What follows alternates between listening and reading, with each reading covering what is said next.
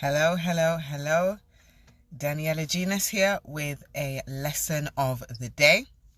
Today is lesson number 4 in my in the July series.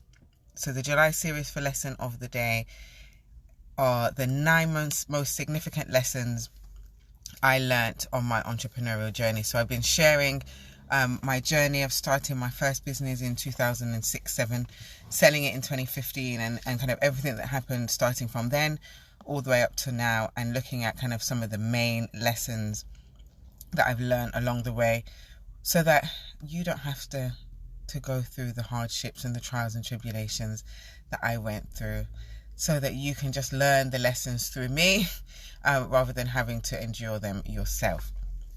And today's lesson of the day is focused specifically on never becoming reliant on one income stream. So let me start at the beginning. When I started my first business, so my first business was called Aspire For You. I started it in technically in 2006, but officially in 2007. And initially I wanted the business, and I've spoken about this kind of in brief in some of the other lessons of the day, but I'm just going to repeat for those that may not know. I started the first business with the intention of it being a kind of youth-focused event management company. Started with some other ladies. Within a couple of years, I decided to, a load of different things happened, but I decided to proceed on my own in the business, and kind of changed the direction that I wanted to take it in. We hadn't been making pretty much any money. I'd say it wasn't really a business until I took it on full-time in 2009. 2008.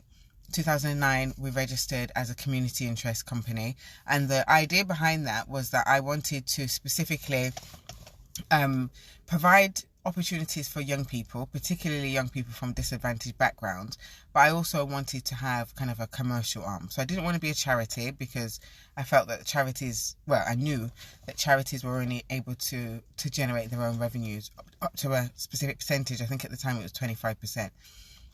And I didn't want to be a charity. I wanted to be a commercial business, but I also had very clear social aims and objectives. So I chose to become a social enterprise, and very specifically a community interest company. And what was initially clear to me was that in order to be a proper business, I felt that I needed to have an office, I needed to have a base, I needed to have a member of staff, because then that meant I was really in business. But I didn't necessarily know the best ways to go about that. So I looked at what I wanted to do from a project perspective, decided I wanted to do a project with young people, training them in different kind of areas. I think for the first project, my first project was called Inspire, and I wanted to train young people in fashion design and photography and graphic design. So I found a funding stream that I could apply for, and I applied for, I think it was just under £10,000. And within that, I factored in being able to get an office, to be able to get my first member of staff, and to be able to run this project. And I did the funding application myself. I'd never done a funding application before, and I think at that time I was like 23, 24, maybe even 23. I think I was younger than that. Did the funding application and got the funding, and I was like, oh, this is exciting. So I was able to then start running this project. I took my first member of staff, Louise. We moved into our little office, and I thought, yeah, I'm in business. Like, I am the director of this business, and this is great. But then I thought, well, how am I going to make some more money? Now, the original premise of the business was that we were going to do events, but I was like, if I want to do another event, why don't I just apply for some more funding to do some more projects and attach the events to the end of the projects? So that's what I did. So I put in another funding application. I can't remember how much the second one was for, but we got it. And then I heard about this thing called Future Jobs Fund, where the local council were giving away money to enable small businesses to take on staff members who had been unemployed for, I think, 6 months or more. So kind of like the Kickstarter scheme. If you're based in the UK, you'll know about the Kickstarter, and you're a small business, you may know about the Kickstarter scheme that the government is doing at the moment, where you can hire members of staff and the government subsidise your income. Well, I was able to secure the kind of first iteration of that Future Jobs Fund, and it was like £30,000. So I was able to take on a couple of members of staff under that. And actually, we did it twice. So we had 6 months, we had like 2 or 3 members of staff, and then another 6 months we had another 2 or 3 members of staff. So I then moved into a bigger office. I was running loads of projects, put in for another funding application for lots of different things. Whilst this is happening, the business is growing. So we've grown in kind of, as I said, we've moved to a bigger office. I've got more staff. We're running all of these different projects, and the projects are really successful. They're doing really, really well. We're training young people in lots of different areas. The outcomes are fantastic. Young people are starting businesses. They're getting jobs. They're building their confidence. So I was feeling like, yeah, this is really going in the right direction. But I didn't concentrate on the commercial side of the business at all. So the primary revenue stream was funding. I would say probably at one point it was like 90% funded, 10% commercially secured revenues. And those commercially secured revenues, which was through events that I'd been organising, were not even necessarily events that I had, or contracts that I'd secured through any kind of real commercial process. It was somebody that I knew from one of the universities, knew the work that I'd been doing with the young people. They hired us to do something, and then they put us on it was like a 3-year contract. So we did their event every year for 3 years. Another one of the contracts that we got, I kind of just ran into somebody and told her about what I did, and she hired me to do something. So I never really I didn't really get any of the contract work through any sales activity specifically. It was all kind of through accidental networking and referrals. So we were doing, on average, probably one corporate event every 6 months, but we were doing lots and lots and lots of project work. And I loved the project work, so that's where I was really pouring a lot of my energy and my time into, because I enjoyed seeing the outcomes with the young people, and everything was being paid for. So I was getting paid from it, but also all the staff were being paid from it. So I just kept putting in more funding applications. And I remember kind of in a very close succession, I got one from the Heritage Lottery Fund to do a project that I still to this day I love, Nyam, which was a Jamaican food and culture project. And we got 43,900 for that one. Again, was able to take on a project administrator and a project manager for that. And we did loads of events as part of Nyam. So I was really, at that point, I can only say I was living my best life. Like, I was really enjoying the stuff that I was doing. And then I put in for another funding application, which was for, I think it was 169,000, somewhere there. Like, it was more than 150,000. I can't remember the exact figure, but somewhere around that. And that was for something called Project Talent, which I'd started at university. And actually, Project Talent was one of the main impetuses behind me starting Aspire for You in the first place, because I'd started at university organising talent competitions. Really enjoyed, because I used to like to sing and dance, so I wanted to do something that enabled me to be able to sing and dance. So I started organising talent shows at uni. When I finished and decided to start the business, I was like, how can I incorporate this in? So one of our kind of, what do you call it, icon events, what do you call it, I don't know, that main events was this talent event. And instead of doing it for students, as I had done at university, I started doing it for inner city young people.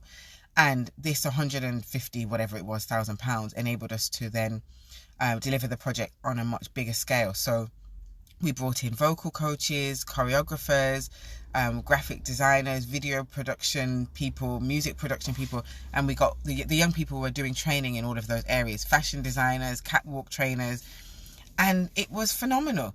And at this point, we were working with like thousands of young people across the Midlands. The young people that were going through talent, for example, some of them that won. We had people walking in Wimbledon Fashion Week. We had people have like the winning models were winning stuff like photo shoots with internationally renowned photographers. The musicians were able to kind of have studio time to put together their demo tracks. We had people featured in the press. Like, it was a fantastic time. It was really exciting. Morning, Kemi. Morning, Romana. Morning, True. Morning, everyone. Thank you for joining me. So I'm talking about why it's important to never become reliant on one income stream, using my experience of doing just that, to tell you why you shouldn't do it. So I'm running these projects. The young people are coming back like this is the best thing ever. We had another project called STEM, who was training young people in event management and entrepreneurship. And on the back of that, the young people that were going through that program, they were working on huge events. Like the Birmingham City Council did a big, massive event. Our staff worked on it. Our young people, sorry. There was an event that used to happen, I think it still happens now, the Music Video Screen Awards. The young people, that was their exam. So they'd go through the STEM program, then at the end, they'd go and help to kind of run and coordinate this live event with all these celebrities. We were doing good work, but we weren't making any other money. It was all primarily coming through this funding. And I made the decision that actually, that it wasn't, like I could see that it wasn't a sustainable way of running my business. And each time a funding stream finished, the staff would go. So I don't think I ever had more than 8 members of staff at one time, but I think over the period from when I hired the first member of staff in kind of 2008, 2009, until I sold the business in 2015, I think we probably had about 18 to 20 members of staff in total, but never more than 8 at one period. And what would happen is the funding would finish. So your project could be funded for 6 months, 12 months. I had Project Talent was funded for 3 years. And each time one of the funding projects finished, then staff would leave because the money that was being used to pay for them has now finished. So I think that probably happened once or twice. And I was saying, okay, this is not a sustainable way of growing this business, because each time a funding stream stops, I'm losing staff. And also, I didn't really enjoy going through the funding process. So I often dissuade a lot of my clients to not apply for funding unless it's an add-on, unless you're using it to kind of catapult to something else. So for example, the business is already sustainable, you're already making a commercial income, but you're using the funding to test an idea, to launch into a new market or something like that. You should never become reliant on funding. I always call it the funding trap. And so what I started to do is to stop applying, because it's really time intensive. So putting together the funding applications was long, like that wasn't fun at all. But what was even worse was then once you got the funding, the hoops that you had to jump through to maintain it. So the monitoring and evaluation forms that you'd have to do every quarter, the feedback and evaluation at the end of the projects, collecting all of the receipts. And if you're running your business properly, you should be keeping your receipts and invoices anyway. But what was really difficult is because I had multiple funded projects running at the same time, then I was trying to manage multiple things. So for example, each project would make a contribution, total full cost recovery it was called, make a contribution towards the overall overhead cost of the business. So if the rent costs £300 a month, and I've got 6 projects, then it's divided by like 4, and then the rest of it should be paid from the commercial revenues that weren't really being generated from the business. So I was having to kind of percentage, like break up all of the different things I was paying for. And one of the things that used to really stress me out was printer ink, because I'd put in with a lot of the funding applications cost for stationery, but I'd under budgeted because I bought this big printer, and the ink in the printer cost like £70 a pop. And I was thinking that the ink would last kind of 3 to 6 months. The ink was lasting like 2 months. And then trying to work out, okay, which funding stream does the ink come from? Like, it just was a lot.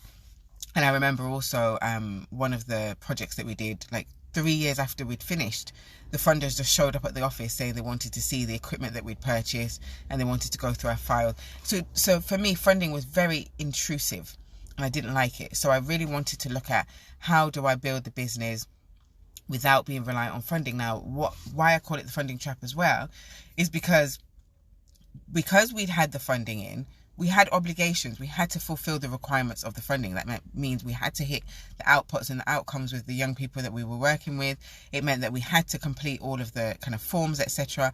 So I didn't necessarily have the time to be able to manage all of that and build up the commercial side of the business.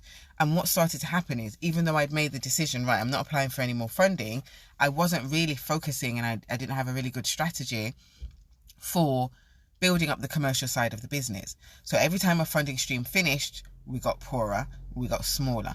And within a very short period of time, we went from kind of having this office full of staff to it being me and one member of staff. And There's a variety of reasons why I wasn't able to build up the commercial side, which I'm going to probably speak about in one of the other lessons of the day. But the main problem was we only had, even though it was multiple funders, it was still one revenue stream. And that one revenue stream was funding. And this is what you should never do. And I'm using the example of funding, and you may be sitting thinking, well, I'm not a social enterprise, I'm not ever going to apply for funding, therefore this is not relevant. But the same principle applies even if you're a commercial business and you only have one type of product or service that you're selling. It also applies if you've got one client or customer that is contributing over 50% or makes up over 50% of your revenue. So for example, if you're turning over 10 grand, but 10 grand a year, well, that's a stupid amount. Sorry, no offense to anyone that is turning over 10 grand, but it wasn't a good example. So let's say you're turning over 100 grand a year, but £60,000 of that 100 grand comes from one key client or customer. If that one key client or customer pulls the plug and says, actually, I don't want to work with you anymore, then now you've lost 60% of the income for your business. And this is something that, again, a lot of people don't necessarily pay as much attention to, because you don't think about what could happen. Particularly if you have a good relationship, you think, okay, well, as long as we keep doing a good job, they're going to keep coming back. Well, that's not always the case. For us, with the 3-year funding that we got, so that 159 grand. With that 159 grand, the funders had told us, right, you're doing fantastically, you're exceeding your outcomes, because we always we always kind of under promised and over delivered. So say we said we were going to engage 800 people, we probably engaged like 2,000. We always kind of overachieve. So we were confident. They said, we're going to give you another 3 years funding at the end of this. It's going to be great. And then it came to like 3 months before the project was ending, and they came back and said, oh, actually, we've decided to give the contract to a different organisation in Birmingham because they have similar outcomes, even though they were doing something completely different. Like they were doing like interview skills, CV writing, like boring stuff. The outcomes in terms of impact it was supposed to make on the young people was essentially the same. So their argument was, we can't fund two organisations so close together that have the same outcomes, that are trying to increase the employability of young people, increase the confidence and life chances of young people. They're going to be doing that, so we're not giving you any more funding. And I remember the day that they said this to me, and it took everything in me not to scream down the phone, because for me, whilst we were building up the commercial side, or trying to build up the commercial side, I knew in the back of my head, no matter what happens, we've got that 3-year funding over there, and that's going to tide us over. And they just pulled the rug out from under me. So never get overly kind of confident that just because you have a good relationship with someone, or an organization, or a client or a customer, even if you're exceeding their wildest expectations, things change. And they may at any given point decide, actually, we're not working with you anymore, we're going somewhere else. Or they themselves may go out of business. I know that during lockdown, for example, there was quite a few businesses that lost huge accounts because of the fact that their customers or clients went out of business.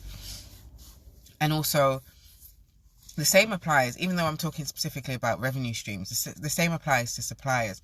If you've got a main supplier that's kind of supplying huge amounts for your business, you should always make sure that you've got a backup. Because again, if a supplier goes bankrupt, what are you going to do? But that's it's an aside point, but it's still relevant to the overall point. You never can guarantee anything. So you know that I always talk about risk management. You should always be looking at risk management. How do you kind of ensure that any risk that occurs in the business doesn't kill and cripple your business? And I had started that process, which is why I was then able to identify that being reliant on funding was not a sustainable way forward, because I could see that if the funding finishes, we don't have enough money to continue. And the same applies. I've worked with clients who have been in the exact situation. They're reliant on one key customer, and that key customer says, actually, we don't want to pay this amount anymore. We want to pay 30% less. 30% less was going to cripple the business. But because that company that's asking for to pay 30% less was contributing 70% of the client's revenues, it's either we charge them 30% less or we lose 70% of our business. So you should be identifying those risks, looking at how what is the kind of makeup of revenue in your business. If a high percentage is coming from one customer or client or one revenue stream, then you need to look at diversification. So diversifying your customers and your client base, but also, if necessary, diversifying the services and products that you offer. So you should be looking at where, number one, you need to have an understanding of your kind of most profitable products and services, and you should be pushing those, but not pushing them to kind of one or two clients and customers, to a variety of different customer and client groups. But then also looking at the percentages of your different clients and customers. So are any of them giving you more than 50%? And really anything over 10%, if one client is doing, or one customer is contributing more than 10%, you're kind of already in a precarious situation. So you need to try and get more customers so that there's not one customer that your business is essentially beholden to. But then also the same applies for your services or products. So is your business heavily reliant on one specific product or one specific service? What happens if that product suddenly stops selling? Is the business suddenly going to go bankrupt? What happens if that service is suddenly not flavor of the month anymore? Are you suddenly going to become bankrupt? Really think about those things. So in my business, I've got quite a good, I would say, spread of different types of services. So whilst it all goes back to business support, it's business support for different people at different stages. So I've got and also doing different things. So I've got the Vision 20 stuff, which is specifically kind of one-off support that I do a half-day session and that's it, we're done. And that's for specific types of people. But then I have the Build My Business program, or package, sorry, which is kind of more of my high-ticket offer for established businesses, SMEs, which is very different kind of to the Vision 20, which is more for kind of mid-stage. I can do it for startup and mid-stage businesses. I also have products that I'm developing. So I've learned from my mistake is what I'm trying to say. I'm developing products, I'm developing programs, I have group programs. So I've got quite a diverse, would you say, menu, portfolio of services and products to ensure that I do not become reliant on one specific type of thing. But also, separate and aside from that, me as an individual, I have multiple income streams. So the business within itself, there's a variety of different services, products, etc. So there's different revenue streams. But then also me, myself, I have different revenue streams. So I've got this business. I have another business that I'm launching this year. I have another business that I'm currently doing research and development for. I'm a contractor. So I'm a senior business advisor. So that's another income stream. So if any of I also do speaking. So there's lots of different ways that I kind of generate revenues. It's because I don't ever want to be in a position again where if one thing gets pulled, all of a sudden I don't have any money anymore. Because that's essentially what happened. So the funding all finished, went down to one member of staff, because I'd kind of identified the risk. I'd already been going down an investment process.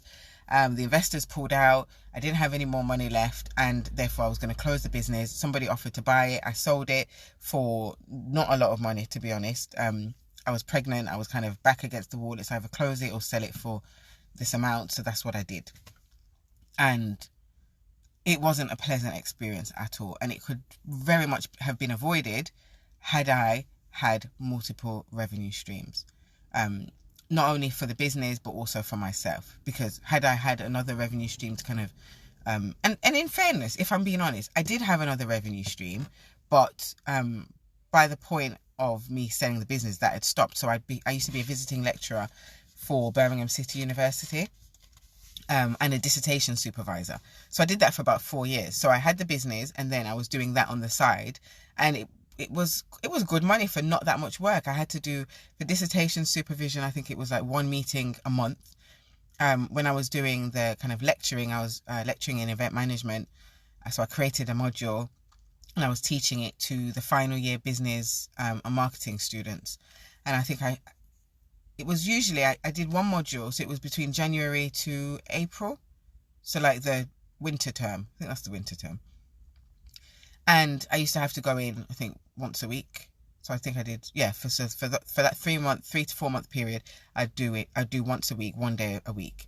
But I got paid a salary, like, so it was a reasonable money. So that topped up my income. But at the point that I got to the business kind of losing all its money, I wasn't doing it anymore. I think I'd just stopped maybe 6 to 8 months before. So I ended up in a situation where, yeah, the business was the only income stream for me, but there was no income.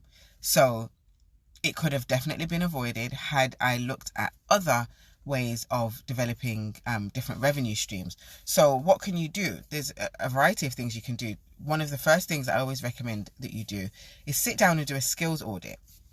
Let me just make sure I'm not missing any comments. Morning, Lil Shah Sims. Change is the only thing that is certain. Yeah, and that's a really good point. There's always change. You can never predict really with 100% certainty what's going to happen, but what you can do is you can look at different scenarios, and I think scenario planning is so key in your business. And when I say never become reliant on one income stream, you yourself, particularly if you're a service business, you are your own income stream. And if you're reliant on just you as an income stream, you're also putting your business in a high level of vulnerability, because if you are incapacitated for whatever reason, that means you're not making any money anymore and the business is going to grind to a halt. So I'm not just talking about having multiple revenue streams that you yourself are delivering. You need to look at revenue streams that are going to be generating income without you. So you may need to have some level of input in the kind of early stages, but if the income or revenue stream is 100% dependent on you delivering something, then that's also not a stable revenue stream, because you could get sick. Something could happen to you and therefore there's no money left. And that's why I'm really passionate, particularly for service-based businesses, that service-based businesses look at how they can productize their knowledge. So that's one of the kind of key things that I work on with a lot of my service clients. How do we take the knowledge that you've got and turn it into a product, so that product can be sold without you having to specifically deliver anything, so that if for whatever reason you were no longer able to deliver, you can still make money. One of somebody that I interviewed for She's the Boss maybe about a year ago, she said that she had really bad burnout, and she is a trainer and facilitator, and she lost her voice for like a month. So if your job, if your business, if your role, whatever it is that you're doing is reliant on you being able to speak, but you can't speak, you can't make money. Now, thankfully she's worked out that was a problem, and has built her life so that she's able to generate revenues from her knowledge, because she's created products. So those products can be sold irrespective of whether she is able to speak or if she's not. And that's like a freak thing that happened to her. But you never know. Freak things happen all the time. And you cannot be so bold as to think it's never going to happen to you. Morning, Ant the Official. It could be a stream not linked to your business. Yeah, it doesn't necessarily have to be a business.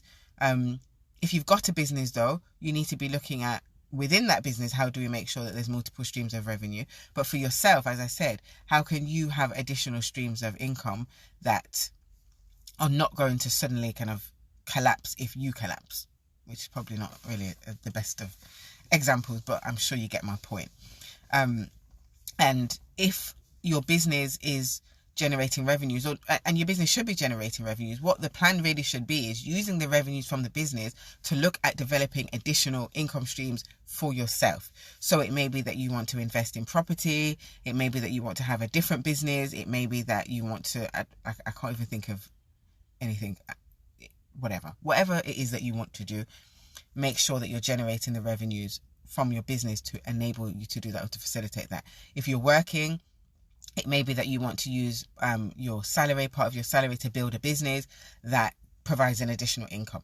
Whatever it is, you should never really put yourself in a position where there's just one income stream that you're reliant on that can get taken away. So to double back, what I think you really should start with is looking at a skills audit. And I always recommend doing a skills audit. So list all of the skills, all of the kind of experience, the expertise, the knowledge that you have, and then look at how can you exploit them better. So how can you use the skills that you've got? And if you've got an organization with staff members, how can you use the skills of the organization as well to create additional revenue streams? So additional services, additional products to enter new marketplaces, those kind of things. And or the skills, the experiences that you have yourself to do other things. So for example, if you're a very really confident speaker, can an additional revenue stream be you becoming a speaker and actually getting paid for speaking? If you're really good at writing, can you write books? Can you create a blog and get that blog sponsored and get advertisers on the blog? So think about the skills that you have, and are you exploiting them to the best of your ability to generate additional revenues? If you're really good at organizing, can you do some organizing for somebody? And what I'm not telling you to do is overload yourself, because obviously there's only so many hours in the day and nobody wants to burn out. But it may be that there's skills that you could capitalize on that are not going to require you to have to do lots of extra stuff, but will enable you to generate some additional money. Even if it's just a savings pot to hold you over, to tide you over if something did happen, whatever it is, you want to make sure that it's something that's not going to kind of, again, run you down into the ground. And I think that that's really important. And again, just to kind of recap on what I was saying before, if you are running a service business, how do you take elements of the service, the know-how, and create products, programs, courses? I know that online courses are a big thing at the moment, but you don't necessarily have to do it exactly how everybody else is doing it. But what's important is, are you taking your skills, your knowledge, and exploiting your skills and knowledge for as much money as you can? And that's really what you want to do, so that you can build. So don't do what I did and kind of get complacent. Oh, well, money's coming in, it's going to be fine, because anything can happen. And I've also alluded a few times to the fact that part of me going through that process of selling the business was also because my mum was really, really ill. So my mum, she worked, she had a really good job, was obviously reliant on that one income stream. And then she got really, really ill, ended up in hospital in intensive care for an extended period of time, and her work were not supportive at all. And there's a meme that goes around that says, like, if you died tomorrow, your employer would have an advert for your position up by the end of the week. And my mum didn't die, thank God. But essentially, that's the kind of attitude and approach that they took to her. So for her, I had always been kind of on this thing of, I'm always been entrepreneurial. Like, I want to work for myself. I don't want to work for anybody else. I want to make money on my own terms. And my mum never understood that, really. So for a long time, we kind of used to butt heads about that, because her thing was, especially after I got my master's, she was like, look, you've got 2 degrees. Why are you not going and getting a job? This is not making any sense. Imagine how much money you could earn if you was employed. But actually, after what happened to her and seeing how the employer had kind of dealt with her, her thing was like, actually, this is probably the best route, because you're not beholden to somebody else who really doesn't care about you. So even though I didn't necessarily do it in the right way that time, kind of she came to that kind of understanding that actually it still was the better route for me to take, because it enabled me to then be able to pivot and kind of, again, start a new business and do the things that I wanted to, without kind of worrying about, well, what about this job that's supposed to be paying me and supposed to be caring about me? A lot of the time they don't. And that's not to say you shouldn't have a job if you're somebody with a job, but don't let the job be your 100% income stream. Because really, there's lots of skills that my mum had that she could have used to do other things to generate additional revenues on the side. But because she was quite secure in her position, she kind of took for granted that this is going to be my job for as long as I want it to be, and I'll be fine.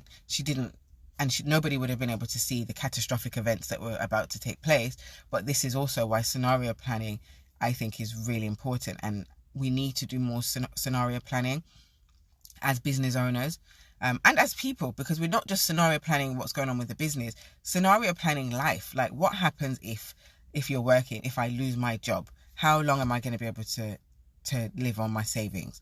what am I going to do next? If I lose this big client or this big customer, then what happens? If I am sick for an extended period of time, is my business still going to be operational?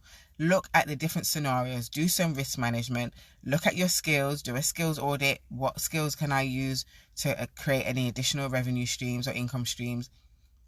Am I too heavily reliant on these key customers or clients? What happens if they pull away, don't want to work with us anymore? What happens if a key supplier lets us down or goes out of business? Scenario plan is really, really important. But the most important thing I want you to take away from this, do not become reliant on one stream of income, particularly if that one stream of income is reliant on you physically having to do something. So that's my lesson of the day today. I hope you found that useful. I am going to be back on Thursday morning at 8:35 with another lesson of the day. I'll have lesson 5 of July's theme of my 9 lessons learned on my entrepreneurial journey. I'm still selling the She's the Boss merchandise. Well, I'm not selling it. Think Big, Take Action, Keep Pushing on t-shirts, hoodies and sweaters, as well as Big Business Energy on t-shirts, hoodies and sweaters. The t-shirts come in black, white and purple. The hoodies and sweaters come in black, yellow and I think it's just black. Black and yellow.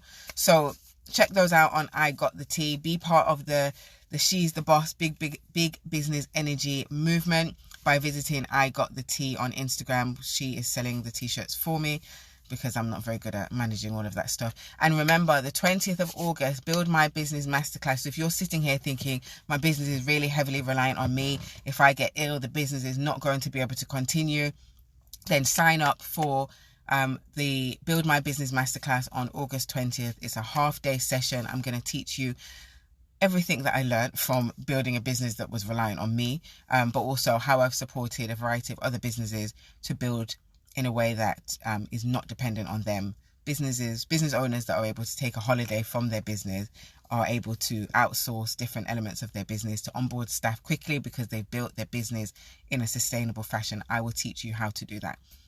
We're doing early bird up until the 31st of July. If you want to sign up for an early bird, the price is $299.99 instead of $349.99, which is what the price will be as of the 1st of August. If you want to sign up for that, email bookings@shesthebossintl.com. And if you're interested in any of my other services, if you're sitting here thinking, I need to build a better business in 2021, I want to grow my business in 2021, I want to have big business energy, I have a range of coaching and consultancy packages available on my website, www.shesthebossintl.com. So make sure that you go and check that out. And thank you for tuning in and staying for the duration, particularly the property nurses, Lil Shah Sims, Neek Ford presents Amen this morning. I'm glad you found that useful. Agilepreneur, thanks, very informative. Blossom Ladies Brunch, thank you so much, very informative and useful. And Andy Official Business Gems, as always, I'm glad that you will find it useful. Make sure you tune in again on Thursday, 8:35. And also, if you did find this useful, send it to a friend. Share. I'm going to download the video and put it on my IGTV. Please share it on your stories.